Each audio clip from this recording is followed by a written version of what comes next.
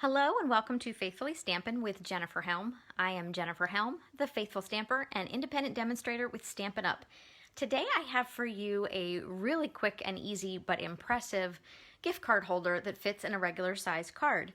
This was apparently a technique that was popular back in about 2017. I was a stamper back then, but I don't remember seeing it, and it kind of resurfaced lately, and I saw it and I thought I have got to learn how to make it because this is the cutest thing ever. And I actually did a little happy dance when I got my first sample together because this is so cute and unbelievably easy. So are you ready for this? So this looks like a regular card, right? Fits in a regular envelope. But when you open the card, it has a little pop-up gift bag inside. Is this not the cutest thing? And it fits a gift card. I was even thinking you could put a little piece of tissue paper in there to just kind of dress it up a little if you wanted to. Now, I will say this card has a bit of thickness. You might not want to mail it, but you could definitely put extra postage on it or take it to the post office and check and make sure you have the right amount of postage on it. But let me go ahead and show you how to make the card. Most of the time this evening is going to be putting together the front of the card, not so much the gift bag.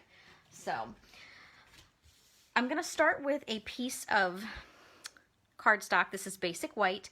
Typically when I use white cardstock for a card base, I use the thick cardstock, but because I'm going to add the thickness of the gift bag, I'm just using the regular basic white.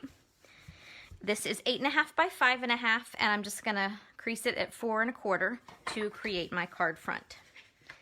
Now you can decorate your card however you like. I have a panel that I embossed with our Bloom hybrid embossing folder. The really neat thing about this embossing folder is you can run it through the machine just like I did using the embossing folder only, or it actually comes with 3 dies that outline the flowers, and you can cut the flowers out and either use them on the card or separately. So it's really neat, and we don't have a whole lot of those hybrid folders. But I thought the flowers went really well with the paper that I was using, and I just I'm gonna have difficulty because I just put a new glue refill in here, so my apologies. We're going to pivot and keep on going tonight. So I like to put a little extra glue on my embossed panels just to make sure they're not going anywhere.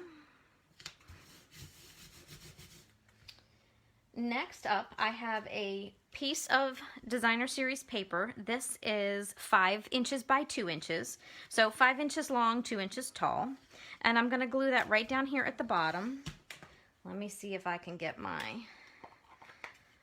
refill to work here. I just put a new refill in here, and oh, nope. All right, gotta love live TV, right? One of these days I will learn how to edit videos, but look, they let anybody teach you how to make cards. Whoop. So I'm just going to put this panel right here on the front. This is a really easy layout for a card in general. You don't just have to use this if you're making the gift bag itself. Now for decoration on the card, I am going to use just a few things. I'm going to take a circle of DSP that's 1 3/4 inch.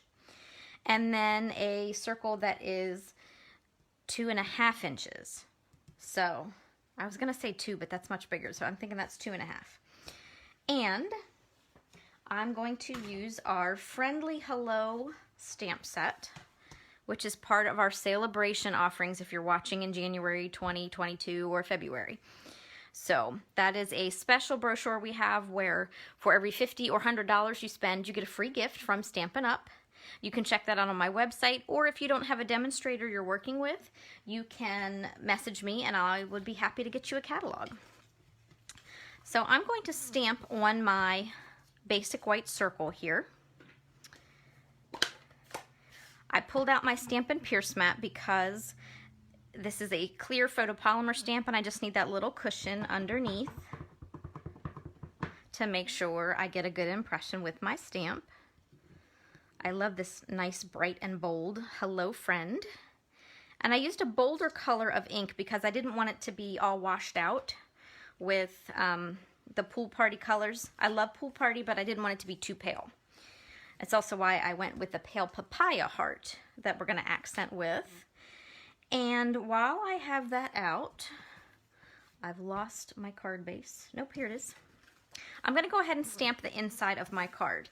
Now, when you are doing the inside of your card, regardless of how you decorate it, make sure you stick down towards the middle. When we put our gift bag in the card, it's going to be up here, and it's going to come in maybe 1/4 inch or so on either side. And if you decorate too close to the top, you're going to lose that under the bag. I'll show you the perfect example and why I'm warning you about that in just a little bit. But I'm going to go ahead and take my sentiment stamp here and add that about halfway down the page. And then I like to add accent stamps. I don't like my card insides to be too plain, and normally I do top and bottom. For this card, because I'm going to be putting that gift card bag in the inside, I'm just going to stick with the bottom. And I'll come back and decorate my envelope with the same stamp later on. So just like that, I'm ready to go. Now, I'm going to decorate. I'm just going to position these on the front of the card. I like to kind of lay them out so I can get a feel for where I want things to go.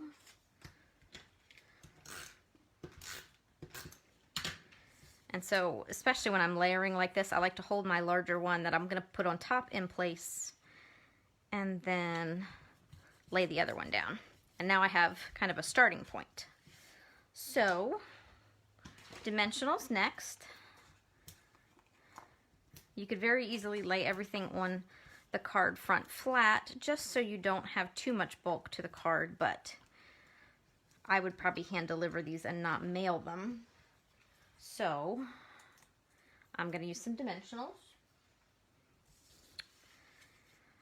And then there's my hello friend.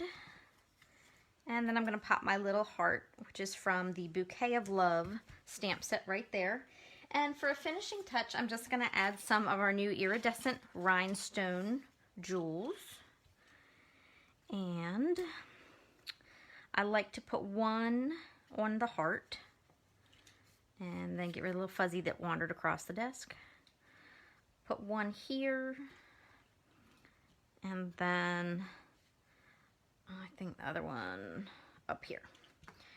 All right, so now my card front's done, and I could just roll with that as a regular card, but I want to put that cute little gift bag in it. So what you will need is a piece of designer series paper that you're happy with both sides, because you will see both sides when you create your bag. So start with a piece that's 3 by 12. I've already cut mine, so but your piece is going to be 3 by 12. Cut it down to 3 by 11. This is the main piece that's going to form the bag. And then in the 1-inch piece that you have left, just cut it right down the middle so you have 2 strips that are 3 by 1/2 inch. And I'll show you in a little bit what we're going to do with these. For the next step, you need a scoring tool of some kind. You can either use your paper trimmer scorer, or I'm going to bring out my Simply scoreboard for this project. I use this a lot when I make 3D projects. And if you want to take a screenshot really quick before I get going, there is the directions that you will need for the measurements for the bag. But what we are going to do, you're going to put your paper in so the 11-inch side is at the top, and we're just going to do some scoring. Remember, this is paper, not cardstock. Don't press too hard or you will tear right through it and have to start over. Just a word to the wise. Done that before. So I'm going to score at 1/2 inch, and I'm just going to lightly go down twice, and then 1 inch. So that's 1/2 inch and 1 inch. And then keeping my paper snug in the corner, I'm going to do 5 inches, 5 1/2, and 6. And then I'm going to hop down here to the end and score at 10 and 10 1/2. Now, if your print is directional, make sure you have it, make sure you know which side of the paper you want to go up. I'm going to double check just in case anybody's peeking at the bag that my bird, well, that one's upside down, but this one will be the right way up. So I'm going to want this side to be the bottom of my bag. So I'm going to put the 3-inch side at the top, and I'm going to go in 3/8 of an inch. So it's going to be 2 5/8 really is where I'm going to score all the way down. Like I said, really lightly, just enough that you can see. And I forgot to mention before I got started, but if you have a piece of paper where one side or the other is really busy, score on the opposite side so you can see it. It'll just make your life a little bit easier. All right, so the next thing I'm going to do to make my life a little easier is fold on my score lines. Just so I can see, because we're going to do just a little bit of trimming on this piece of paper. So if I fold on all my score lines, I can see better what I'm doing. So grab your scissors, and on either end of your strip of paper, you can see my fold here at the bottom. There are 2 little squares right here at the end. You want to cut those off. So cut up to that long skinny score line and then cut along it and just take off just those 2 squares. Okay? Then repeat on the other end of your paper. Same thing, those 2 little squares. And then in the middle, you have the 2 narrow score lines, and you've got the 2 little squares at the bottom, and you want to cut them out. This will be the fussiest thing you do all night, really. So cut up to that score line, and then cut right along it. All right. So next up, we need to put the handles on the bag. So you want to use some kind of hole punch. It doesn't need to be huge because you don't want really gaping holes to put your ribbon through. I am going to use some baker's twine. I actually have, about 8 inches here, and I'm going to cut it in half. So I have 2 pieces that are about 4 inches long. Those will be my handles. And so what I'm going to do first is I'm going to fold in the middle of my paper. I'm going to form the gift bag so I can see where to put my handles.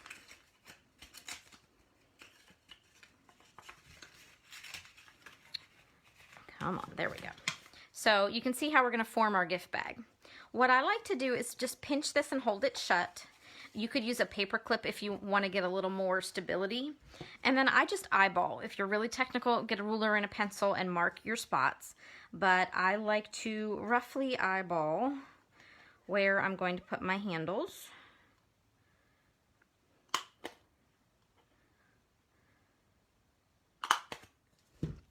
Those were a little closer to the top than I normally do, but that's okay. Now, I haven't glued anything shut yet. I'm going to lay my gift bag open and take my twine and feed them through the holes to create the handles. Now you can do this one at a time, or you can do like I'm going to do, hopefully, and thread them through at the same time. Because what I like to do is lay them on my table and kind of finesse the baker's twine a little bit and see that I've got the handles roughly the same height. So once I'm happy with where that is, I'm going to take the 2 little strips of designer series paper that I saved from that 1 inch off the end, and I'm going to put some glue on it and just cover the ends of my twine here to keep the handles from slipping. And it's up to you whether you want to cover the holes or just put your paper just below the holes. I just recommend doing the same thing on either side.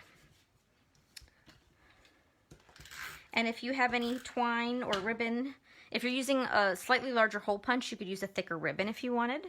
But if your twine is hanging out the bottom, just trim it off if you've got any excess hanging below. All right, give that a good press. So now we're going to form the gift bag. So once again, I'm just going to fold on my score lines. And I like to check the ends where I'm gonna glue them together, and sometimes it works better if you layer one on top of the other, so just check and see. I think the first way was better, and I kind of learned the last time. Let's see. Put some glue on those two panels. If you fold in this one panel and then lay it down on the table, it actually works a lot better than trying to finesse it in the air, which is what I was trying to do earlier. So, little tip for you. And then you can see how our gift bag has formed already when it wants to. There we go. All right, so up until this point, I have used just regular adhesive. But now I'm going to switch over to tear and tape because I don't want this gift bag to pull out of the inside of my card. So I'm going to take my card and my tear and tape. I'll set my card to the side for a minute. Getting ahead of myself. Take some tear and tape and just put it on that narrow flap at the bottom. Run a strip across, and let's see. I like my trick of using a block to tear the end of the tape off, so it's relatively straight and neat.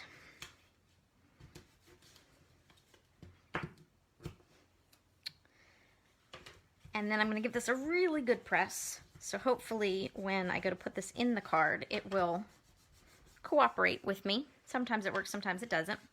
Now you're going to take your little gift bag, you're going to lay it not quite on the score line. So it doesn't matter whether you do it on the right or the left, just which either side you start with. Keep it a little above or below that score line. You don't want it right on it because then the card wouldn't close right. So just above it, center it, and peel the tape off. I'm going to use my take your pick tool. And then hold it on one side, close the card. Give it a good press. Now open the card back up and flip it to that other side. Take the tape off. This is where I was sure that this technique was not going to work because I thought it cannot be this simple. But are you ready?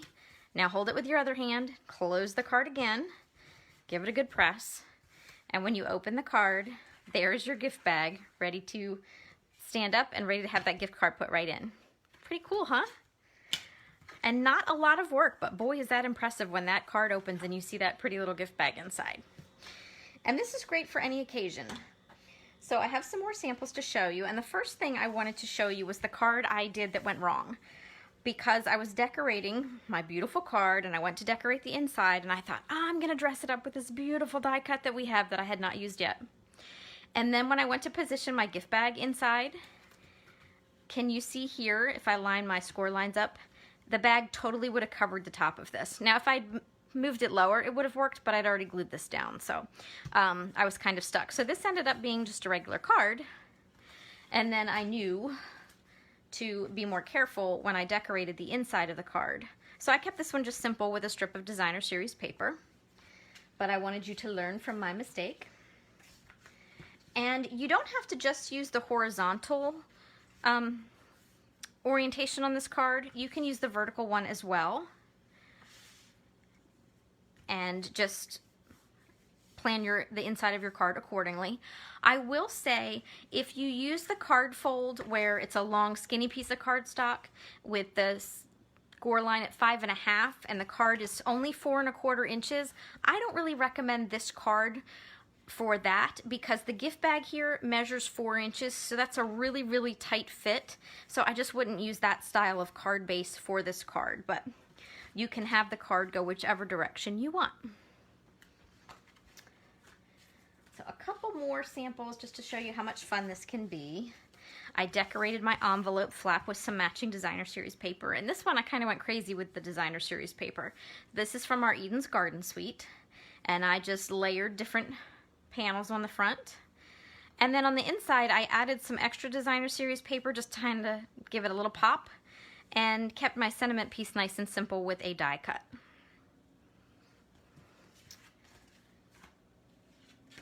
Here is another fun one, more for the youthful crowd, with our Awesome Otters stamp set that we currently have. and a fun gift card. Again, watch how you're stamping on the inside. You might inadvertently cover up some of your stamping if you're not careful, too close to that crease line. And then last but not least, I have 2 cards that I did. These are very, very similar.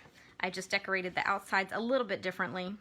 And on the inside, for something different, I simply took a strip of designer series paper that was 1 inch wide and 8.5 inches long, and I just put that down inside the card before I glued the interior piece and then my little gift bag. So lots of fun and happiness there. So thank you so much for joining me. I hope you enjoyed learning how to make this simple but impressive video, or card technique. You didn't learn how to make a video, you learned how to make a card. So if you have not already, I'd love it if you would reach over and click that subscribe button.